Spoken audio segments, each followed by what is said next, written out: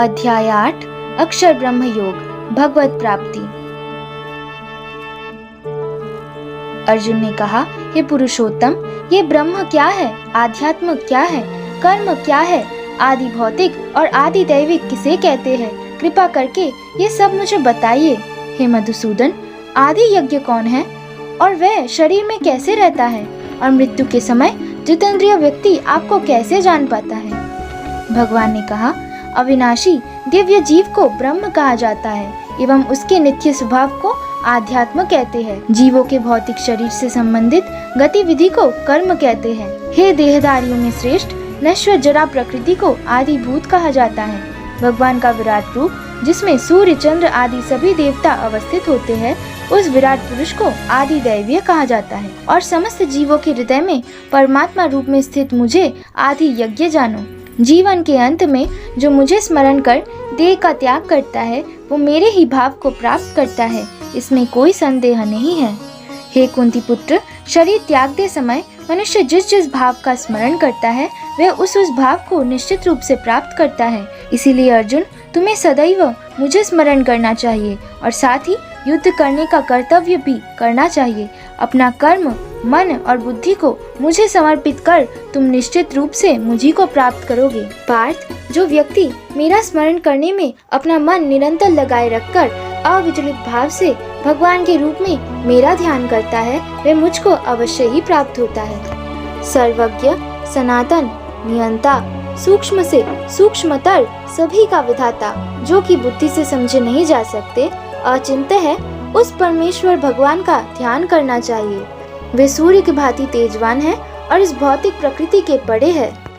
मृत्यु के समय जो अपने प्राण को बहु के मध्य स्थिर कर लेता है, योग शक्ति से अविचलित ढंग से पूर्ण भक्ति के साथ परमेश्वर के स्मरण में अपने को लगाता है, वे निश्चित रूप से दिव्य परम पुरुष को प्राप्त होता है। जो वेदों के ज्ञाता है, वे इसे अक्षर अविनाशी कह के संबोधित करते हैं, और जो आसक्ति रहित सन्यासी है और ब्रह्मचारी जिनको पाने की इच्छा से ब्रह्मचर्य का पालन करते हैं, उस ब्रह्म के बारे में योग अभ्यास की विधि मैं तुम्हें संक्षेप में बताऊंगा। इंद्रियों के 9 द्वारों को संयमित करके मन को वश में कर बहु के बीच अपना ध्यान केंद्रित करके योग में स्थित होते हैं।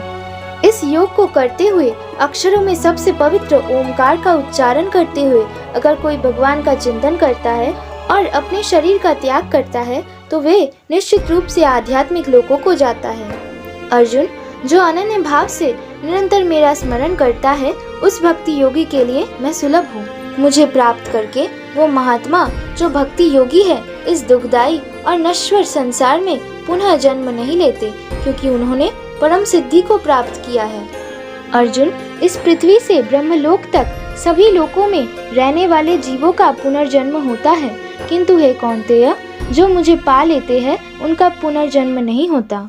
मनुष्य की गणनाओं के अनुसार 4000 युग में ब्रह्मा का एक दिन होता है और 4000 युग में ब्रह्मा की एक रात्रि होती है। ब्रह्मा के दिन के समय जीव अव्यक्त से व्यक्त होते हैं और रात्रि आते ही पुनः सभी जीव अव्यक्त हो जाते हैं। जब जब ब्रह्मा का दिन आता है तो सारे जीव प्रकट होते हैं और ब्रह्मा की रात्रि होते ही फिर से विलीन हो जाते हैं। किंतु हे प्रथापुत्र, एक और प्रकृति है जो नित्य एवं शाश्वत है और इस अव्यक्त व्यक्त से परे है। ये परा और कभी न नाश होने वाली है।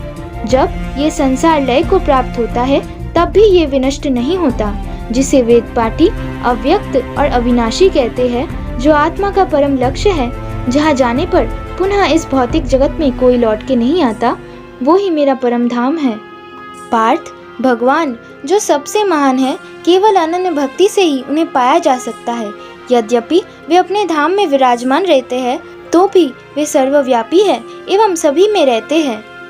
हे भरत श्रेष्ठ, अब मैं तुम्हें उन विभिन्न कालों के विषय में बताऊंगा, जिनमें इस संसार से प्रयाण करने के बाद योगी इस जगत में नहीं लौटते। जो ब्रह्म के ज्ञाता है, वे अग्नि के प्रभाव में, प्रकाश में, दिन के सुबह क्षण में, शुक्ल पक्ष में, या जब सूर्य उत्तरायण में रहता है, तब उन 6 मासों में देह का त्याग करे तो ब्रह्म को पा लेते हैं।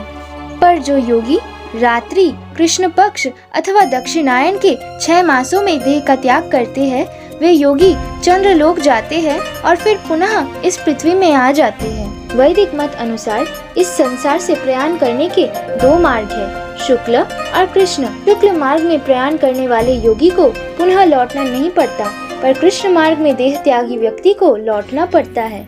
पार्थ, यद्यपि भक्तगण इन दोनों मार्गों को जानते हैं, किंतु वे मोहग्रस्त नहीं होते, अतः तुम भक्ति में स्थिर रहो।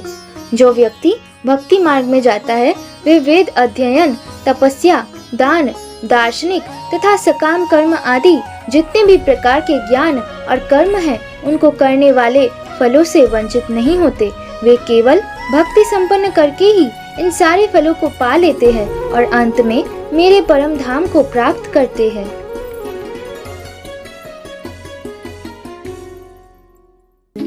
इस प्रकार से भगवत गीता का 8वां अध्याय समाप्त होता है।